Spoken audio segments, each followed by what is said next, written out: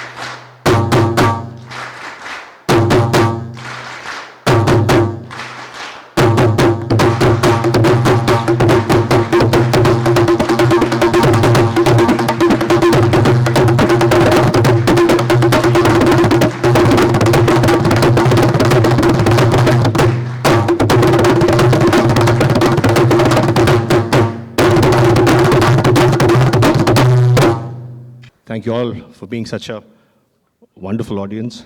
We musicians are used to playing the instrument or singing, but not used to speaking. So I thought let the music speak first, and then I'll follow it up. So thank you, TEDx IIM Nagpur team, for having invited me. It's my extreme honor to be speaking in front of such great dignitaries and to such a youthful and energetic audience today. So mine being the last for today is slightly advantageous to me because it allows me to cut short my speech and speak with brevity. Before going on to my journey, today I'll be sharing a few things about my journey with my first love, that is Mridangam. And before going on to that, I would be speaking a bit about the instrument because I'm not sure how many of you would have either seen or heard the instrument before. So now that you've heard the sound of the Mridangam, so this is one of the sounds of the Mridangam. There are various other tones to the Mridangam, which, because of paucity of time, perhaps at a later stage you could visit Google or on YouTube, you can find out. So Mridangam is a very ancient percussion instrument belonging to a larger family of percussion instruments in the country. It has mentioned in the Puranas and associated to various gods. Lord Ganesha is supposed to have played the Mridangam. Lord Vishnu has supposed to have played the Mridangam, but primarily it's associated with Lord Nandikeshwara. So that's the Puranic part. And Mridangam is a combination of two words in Sanskrit, which is Mrit plus Anga. What's Mrit? Mrit means clay. Clay, sand, soil. Anga means body. So that which is made out of clay is called the Mridang. And it has various forms. It's called Mridung in Western India. It's called as Pakhavaj in the north. Even Pakhavaj is actually a combination of two words in Sanskrit, which means Pakshabaj. Paksha means shoulder, and something that's played from the jo paksh se bajta hai, wo Pakhavaj. And then in the east, it's called as Khol, and so it's known by various forms. And of course, Dholak, Dholki, they all are of the same family.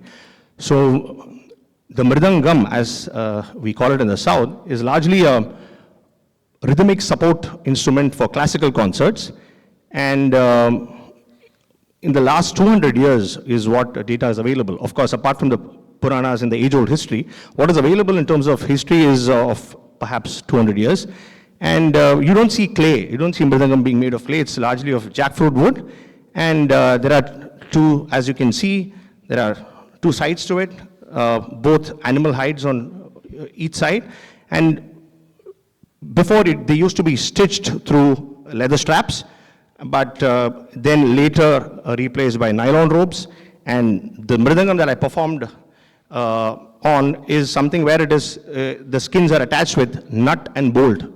So Mridangam also has evolved. So this is a brief history of Mridangam, and we'll come later to how Mridangam has evolved, and as situations change, as the number of concerts have increased, and Mridangam was primarily a temple instrument, was used in bhajans and Bharatanatyam, but now today it is used in cross-cultural collaboration, in cross-genre collaboration, in fusion concerts, in film songs. I've been myself a part of one film song, which is quite popular in Hindi film music. It's Ami Je Tomar from Bhool Bhulaiya. So Mridangam has, the application of Mridangam has changed over several years and it's evolving. And in terms of its form, the other changes in this Mridangam, the right hand side actually can be detached.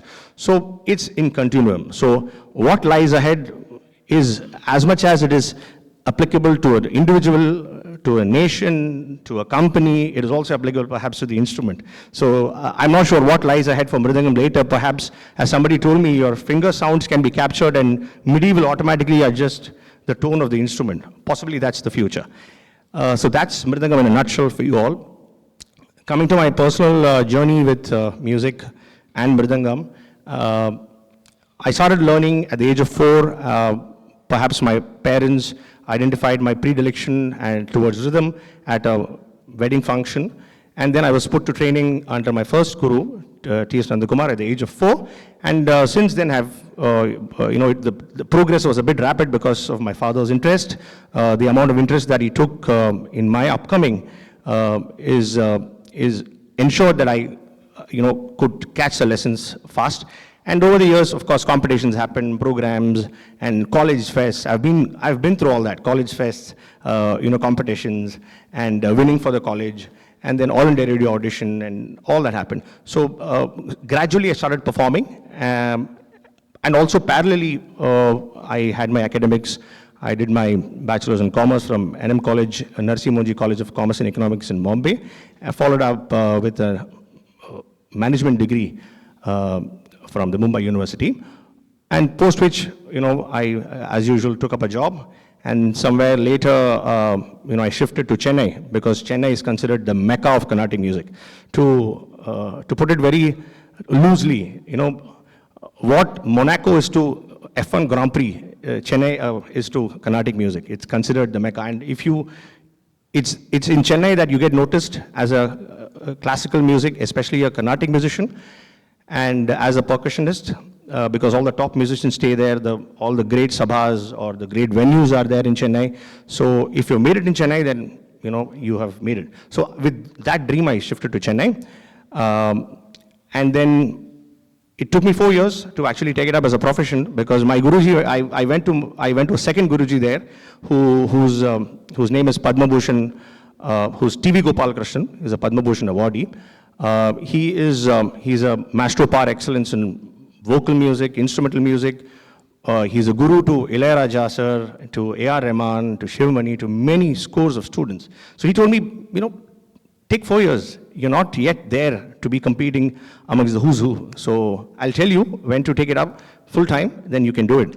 So I was working again, and then finally I took it up full time in the year 2012.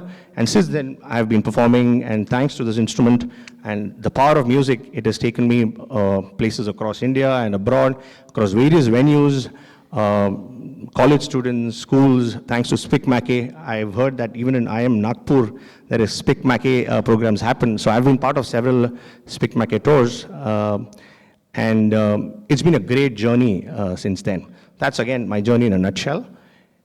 And so a lot of times I wonder, what made me take music as a profession? Why not just a hobby or as a part-time, passion? And every time when I speak to somebody, "Aap kya karte ho?" So I do music. Acha, kaam bhi karte ho ki sirf? So that's a question that perennially people have, and even I have asked myself, why should music be a profession? And the simple answer that I always get is because music is what brings meaning to my life. As simple as that. So it gives a lot of joy, a lot of happiness. You perform on stage, people are clapping for you, they come and take selfies, and all that happen. But it has its own ups and downs. It has its own, it's not a bed of roses, because when you shift from one place to the other and want to make it big there in a circuit where you're noticed, you're under the lens, it's not easy. And also coming from a cozy, my life was never a struggle. Coming from a cozy, secured background where your parents are there everywhere, they're taking you to concerts, they are there accompanying you for classes. From there to taking up a job, again a very secure environment. You have a bank, your salary hitting your bank account every month. From there to jump into music, and that too in a place where there are legends and there are paramparas who've been performing there. So it was very challenging. And believe you me, I used to wake up at the first year after taking this up as a full-time profession, I used to wake up at 4 o'clock in the morning and be staring at the walls, wondering, a cloud of questions used to crowd my mind. Isme se hoga kya? It's such a competitive world. Your friends are making more money in the corporate. Have you taken the right decision? So, all these things, and perhaps these challenges, what brings the best in you. And the way you compete, looking at the competition, the way you improve yourself, and that sense of purpose and pursuit of excellence is what perhaps drives you, and it has brought me so far. To put it simply, I had a choice,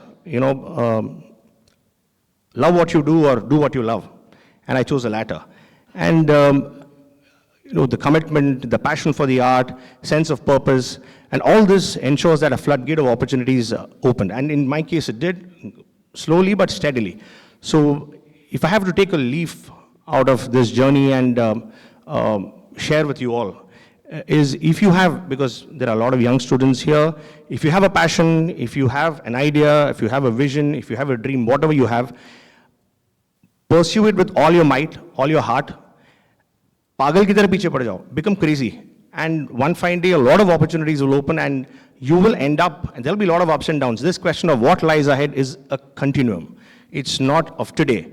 20 years back, the same question was asked. Now just that, as the previous speaker said, as data keeps updating every 10, 12 years, similarly trends keep changing.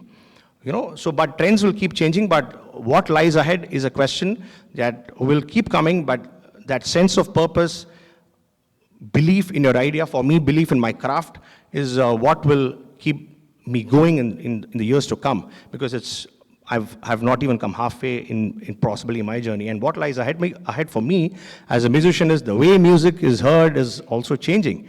We are in an age of reels and shorts, and people are not interested in plain Jane concerts. They want an interplay of light, sound, visual, or curated concerts as they call.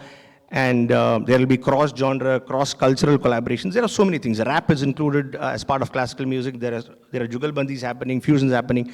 So I will have to work on that, and that is what I will have to do. But if I have to take a leaf out of my journey and share with you, is if you're passionate about something, don't get holed up in ideas, preconceived notions. Pursue it with all your might, and one day I'm pretty much sure that you'll be able to achieve what you have dreamt of. So the essence of my journey is captured in the last stanza of the poem, "The Road Not Taken," by Robert Frost. So I will just read those few lines and I'll end my speech. And the lines are, "I shall be telling this with a sigh. Somewhere ages and ages hence, two roads diverged in the world, and I took the one less traveled by, and that has made all the difference." Thank you.